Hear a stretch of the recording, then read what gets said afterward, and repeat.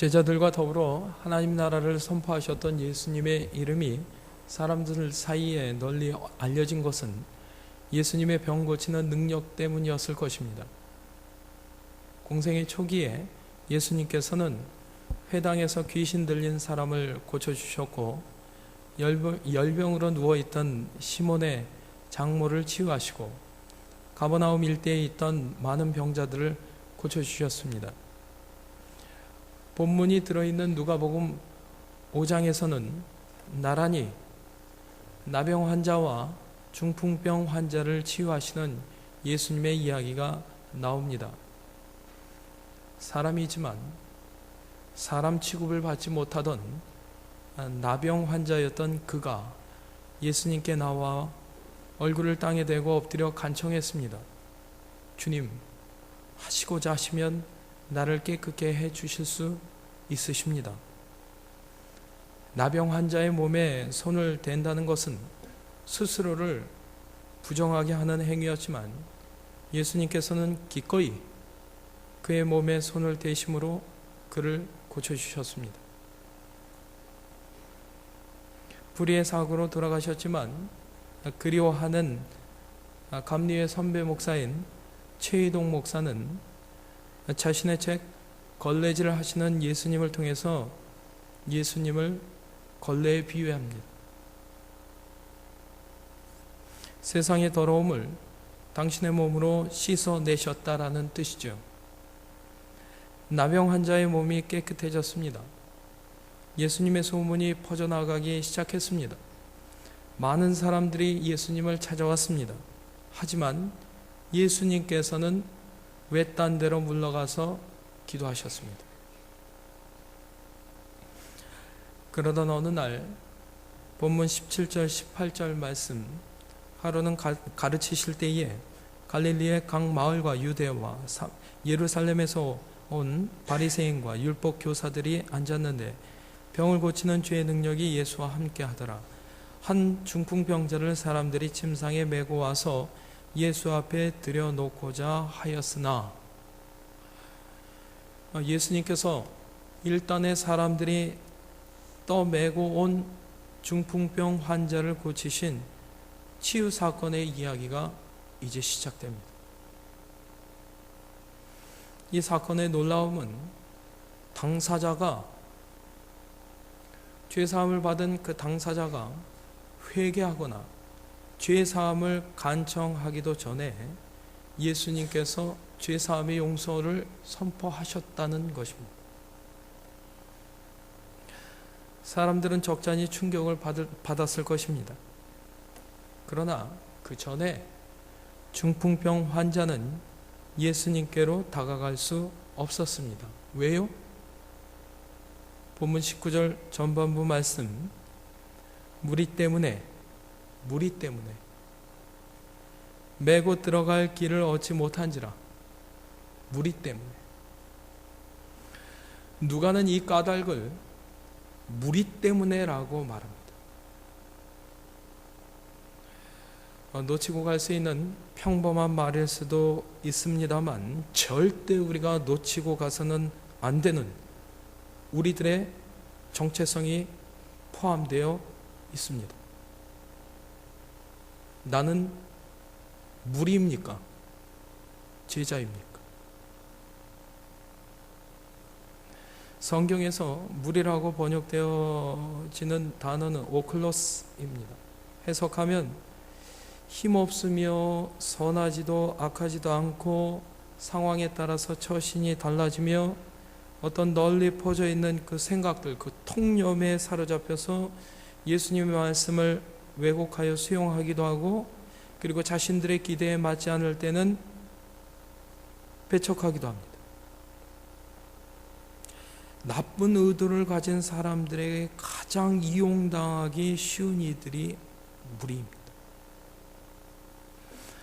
본문에서 이러한 무리가 중풍병 환자를 예수님께로 나아가지 못하게 만드는 장벽이 되었으니 그 까닭이 뭘까요? 그 무리들은 병을 앓고 있다는 그 사실 자체, 그 중풍병 환자가 죄인임을 입증해 준다라는 그런 통념에 사로잡혀 있었기 때문입니다. 그렇다면 중풍병 환자를 예수님과 만나게 하려면 어떻게 해야 했을까요? 이 무리들을 뚫고 가야만 했습니다.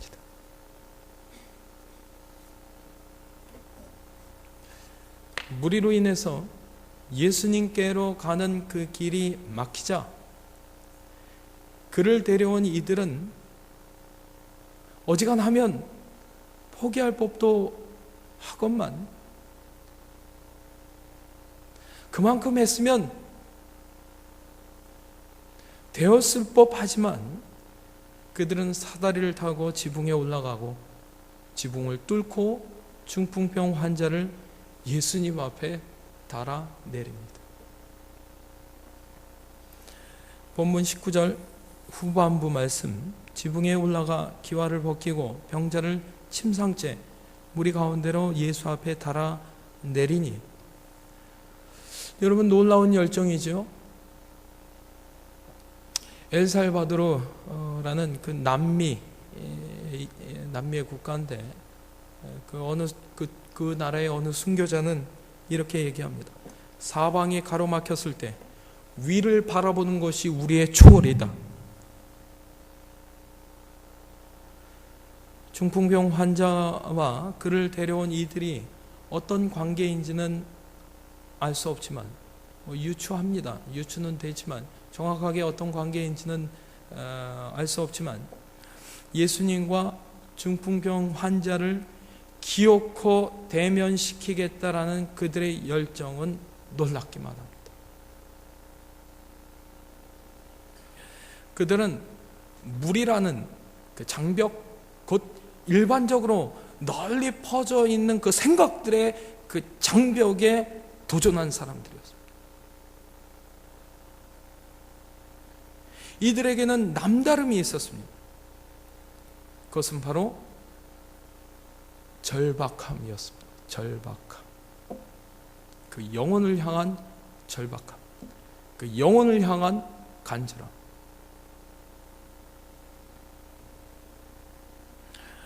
이는 그 영혼을 향한 절박함, 그 고통에, 그 외로움에 깊이 공감하며 사회적인 비난과 그리고 손가락질을 감수할 수 있는 그 각오, 그들에게 이것이 있었기 때문에 그들은 포기하지 않았습니다.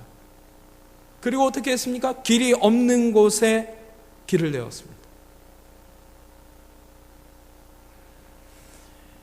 이것이 여러분 이들과 무리의 차이점이었던 것입니다. 본문 20절 말씀, 예수께서 그들의 믿음을 보시고 이르시되 이 사람아 내 죄 사함을 받았느니라. 여러분 이 본문에서는 먼저는 언어적인 부분을 살펴봐야 합니다.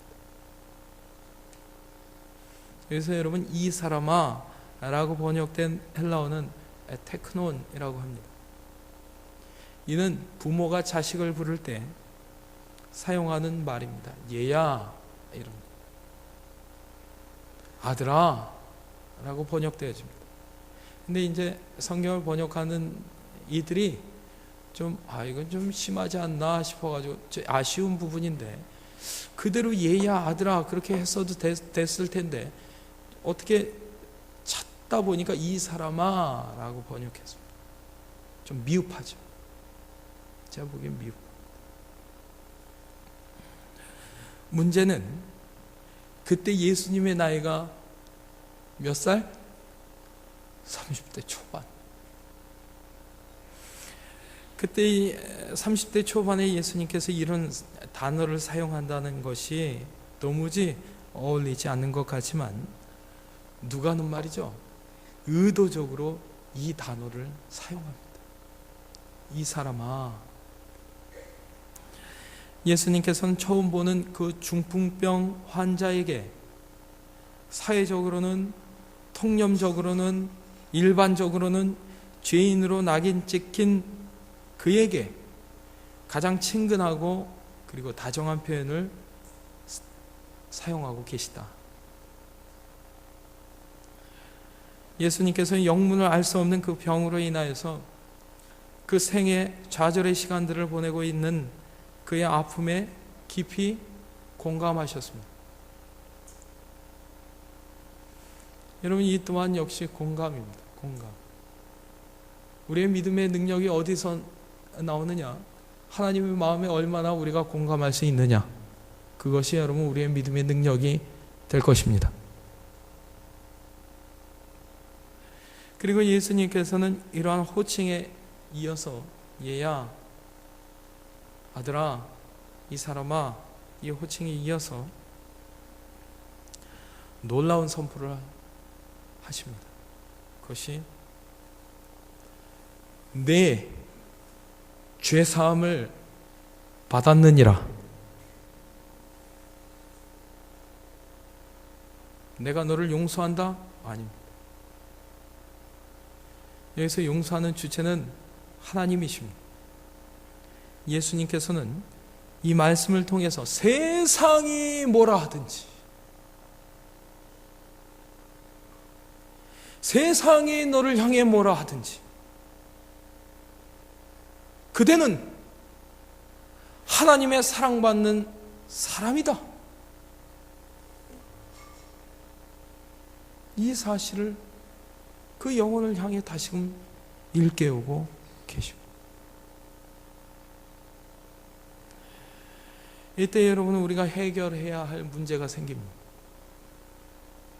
본문에 의하면 믿음을 인정받은 사람은 중풍병 환자 본인이 아니라 그를 예수님께 데려온 사람들이고, 그들의 믿음 덕분에 중풍병 환자는 그 병을 치유받게 됩니다. 이걸 어떻게 받아들여야 하나? 우리는 흔히 아내의 믿음이 좋다고 해서 남편이 구원을 받는 것은 아니라는 말을 들었습니다. 그리고 어머니의 믿음이 좋다고 해서 자녀들이 꼭 구원받는 것은 아니라는 말도 들었습니다. 여러분, 그리고 그 사실이 또 맞고요. 그렇다면 지금 이 본문을 우리는 어떻게 이해해야 할까? 그런 의문이 듭니다. 어떤 장벽에도 구애받지 않고 한 사람의 생명을 하나님의 이름으로 온전하게 고쳐주고 싶은 그들의 믿음이, 즉 그들의 간절함이 구원의 사건을 일으킬 수도 있다라는 사실을 누가는 강력하게 우리에게 전하고 있습니다. 중풍병 환자 본인의 믿음이 있었느냐 없었느냐를 가지고 논쟁할 필요 전혀 없습니다. 그것 때문에 우리가 고민할 이유 없습니다. 상처난 그 한 생명에게 하나님의 온전한 삶을 안겨주고 싶은 우리들의 간절함이 하나님을 움직일 것입니다. 그것이 여러분 우리가 날마다 입에 달고 사는 중보입니다. 중보.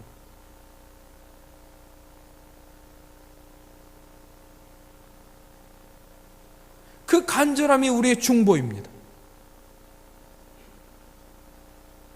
그 영혼을 향한 진실한 그 믿음, 그 심령을 향한 진실한 그 사랑,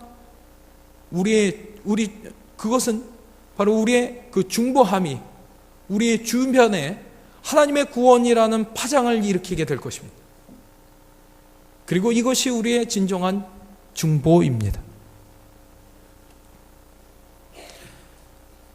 그런데 이러한 하나님의 생명을 살리려 애쓰는 현장에서도 예수님의 말씀이 영 불편한 사람들이 있었다는 것. 바로 성경에 대해서, 하나님에 대해서 전문가라 자부하고 있는 서기관과 바리새인들이었습니다.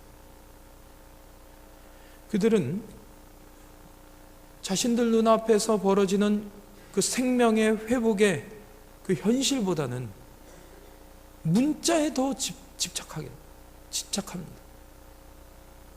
이런 얼토당토한 경우가 어디 있습니까?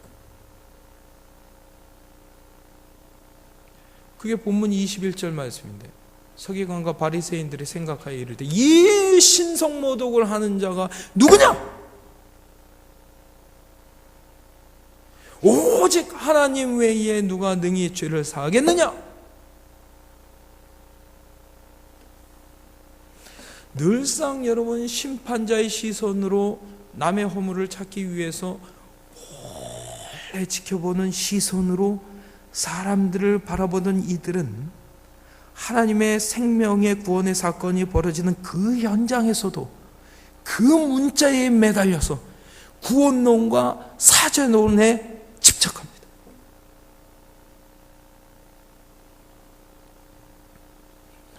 마비된 몸으로 절망의 나날을 보내고 있는 그 사람이나 그를 돕기 위해서 하나님의 사랑의 수고를 마다하지 않는 사람들을 많이 보고 있으면서도 그들은 법과 전통을 따져댑니다. 그러니 여러분, 그들은 배웠다, 똑똑하다, 그러한 사람들 같으나 그들의 실상은 바보들이다.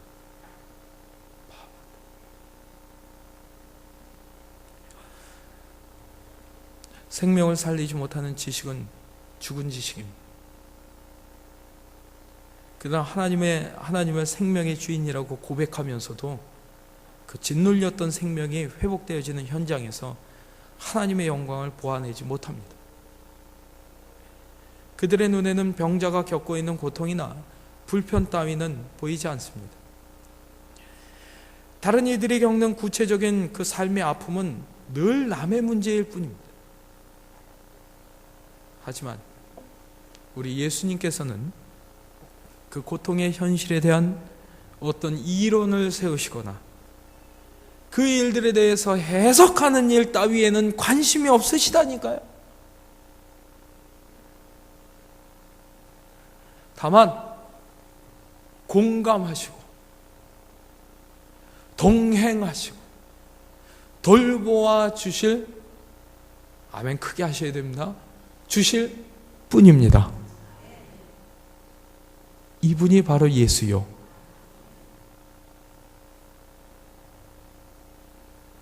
예수님께서 가장 미워하신 것은 자기의였습니다. 자기의.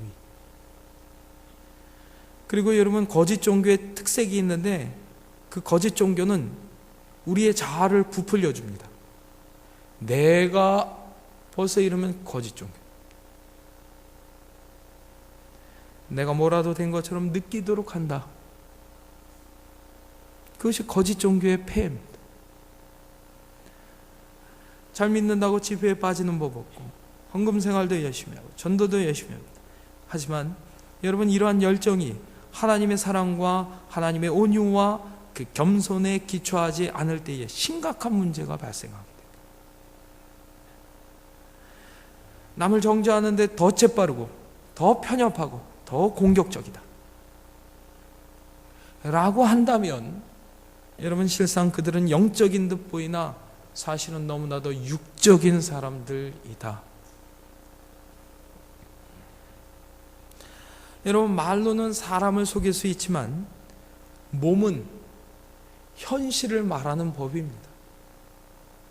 제 삶을 보니까 몸은 지금 실상을 얘기합니다. 예수님께서는 서기관과 바리새인들의 불편한 마음을 금방 알아차리셨죠. 그래서 그러셨는지 조금은 책망하듯이 말씀을 이어가십니다. 본문 22절 23절.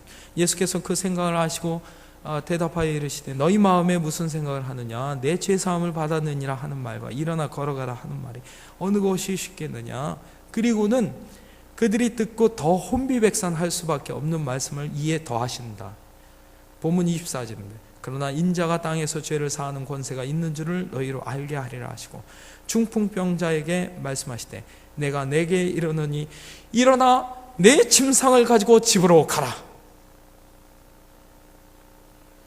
여러분, 이 말씀을 물론 하나님의 아들이신 예수님의 권능을 가리키는 말씀이지만 이 말씀 속에는 이 말씀 속에 담긴 더 깊은 속뜻도 분명히 있다라는 사실을 기억하십시오.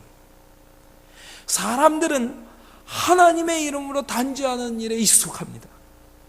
하지만 용서하고 풀어내는 일에는 너무나도 미숙합니다. 예수님께서는 이러한 불균형을 깨뜨리고 계시다. 죄에 매여 있는 그 사람을 풀어주고 이런저런 삶의 질곡에 붙들려서 정말 옴싹달싹 못하는 이들을 구해주는 것이야말로 하나님께서 우리에게 위임해 주신 우리의 평생의 소명인 줄로 믿으시고 받아 가지십시오. 그것이 우리의 소명입니다.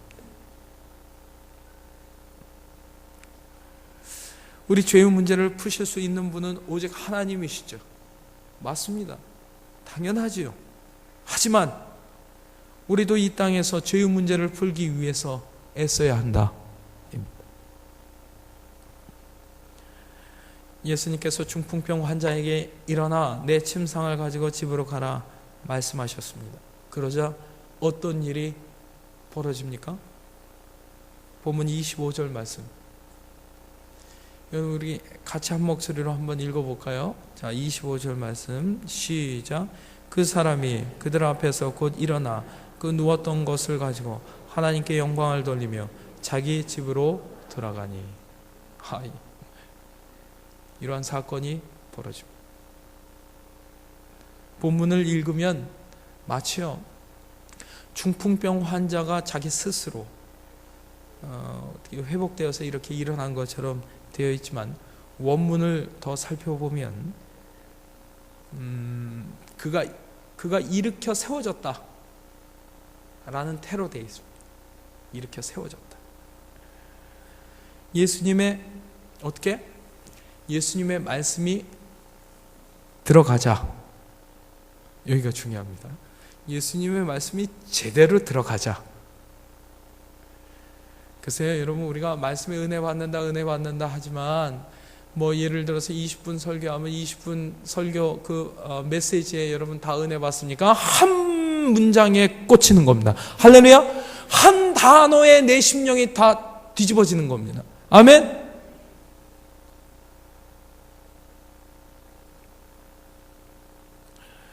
예수님의 말씀이 들어가자 마비되었던 그의 몸과 그리고 더 심각한 게 있는데 뭐냐면 억눌렸던 그의 마음이 풀려지는 역사가 일어났고 그 맥없던 그 두 다리에 힘이 솟아나서 그 힘들로 그 다리가 채워졌다. 말씀이 그 상 가운데 그 속에 제대로 들어가는 그 순간 그는 모든 무기력함으로부터 벗어나게 되었다. 주님의 말씀과 만나서 그 생명이 회복된 중풍병 환자를 본 사람들은 크게 놀라서 어떻게 했죠? 하나님을 찬양합니다. 하나님께 영광을 돌립니다. 본문 26절 말씀. 모든 사람이 놀라 하나님께 영광을 돌리며 심히 두려워하여 이르되 오늘 우리가 놀라운 일을 보았다 하니라. 여러분, 하나님 생명의 회복 사건, 곧 예수님의 구원 사건은 이처럼 사람들 사이에 기쁨과 그 감사의 기운을 불러 일으킵니다. 그 순간 중풍병 환자와 예수님 사이에 장벽처럼 서 있던 무리들이 변화합니다.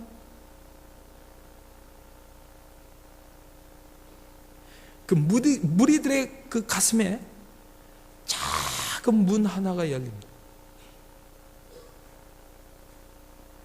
어려움을 겪는 사람, 그 하나를 돕고자 하는 그 간절한 열망이 우리의 삶의 기적을 이루고 그 기적은 작은 파문이 되어서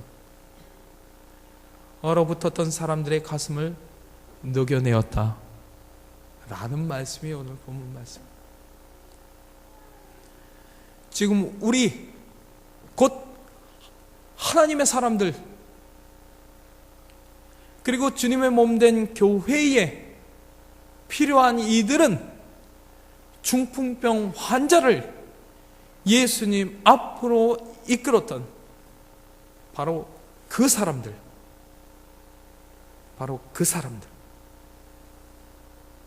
바로 우리. 아멘 안 하시네. 다시 한번 기회를 드리겠습니다. 바로 우리, 바로 나입니다. 자, 이 시간 우리 기도할 때에 오늘 예배 가운데 받은 말씀 기억하면서 우리가 같이 이 시간 결단하며 다 같이 기도합시다.